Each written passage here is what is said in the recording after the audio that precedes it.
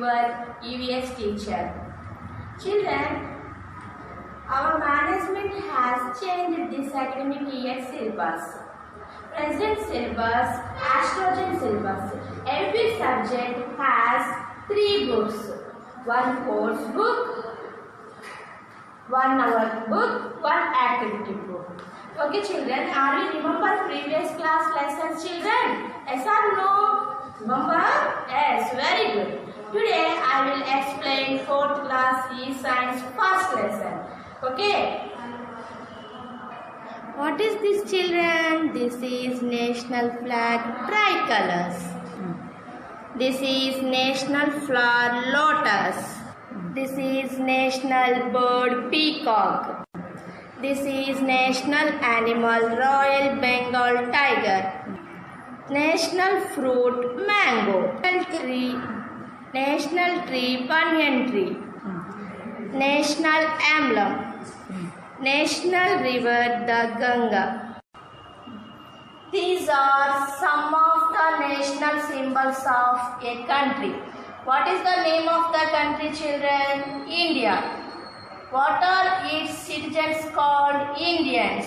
Today I will explain our lesson name, our country. Our country is India.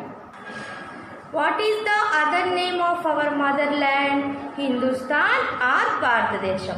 Our country is a part of the largest continent in the world. Identify the continent and our country in this picture children. This is our continent Asia. This is our country India. What is this model of representing an area called?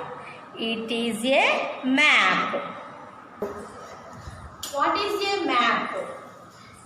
A map is the graphical representation of an area on a flat surface drawn to scale. It is 2-dimensional.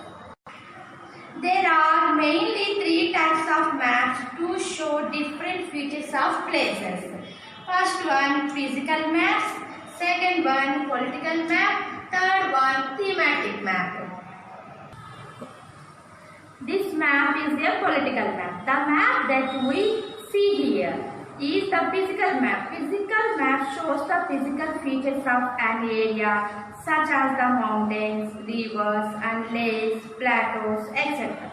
By using colors, the water is shown in blue, green is used for showing plain areas, brown is used for showing mountains or hills. The map shown here is a political map. Political maps show the states, national boundaries, capitals and major cities of a country. The map shown here is a thematic map. Thematic maps give details about different aspects of different places such as weather, transport, tourists, attractions, etc. They cover a certain them or topics. Maps may be big in size, hanging wall map, or small size atlas. Depending on the need, they can be carried easily by rolling or folding them. What do you see here?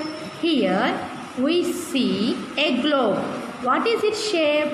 Globe is a 3-dimensional spherical model. What does this represent? Here it represents the Earth. A globe is a model of our planet, the Earth. On a globe, you can see big landmass called continents and large stretches of water called oceans and seas. On the continents, there are many countries. It is slightly tilted on is held in place at 2 points. Poles are the points of a planet where the axis meets its surface. On Earth has 2 poles. The point at the top is called the North Pole. and the point at the bottom is called South Pole. An imaginary line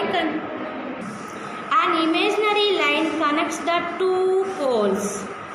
This imaginary line is called axis. Axis is an imaginary straight line passing through the center of the earth. The earth rotates around it. There is another imaginary line that cuts the earth in the middle horizontally. This line is called the equator.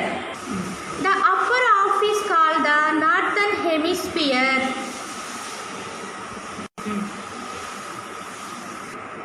The lower half is globe gives us a clear view of the real location of continents and oceans in true relationship to one another. Because of its size, a globe cannot show all the details like a wall map. Now I am going to tell you about differences between a globe and a map. Globe. It may be easier to understand the location of place on a globe, but it is difficult to carry it from place to place.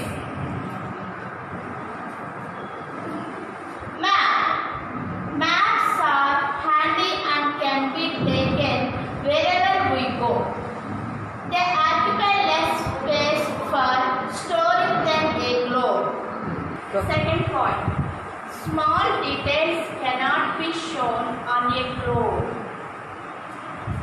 Maps can give small details.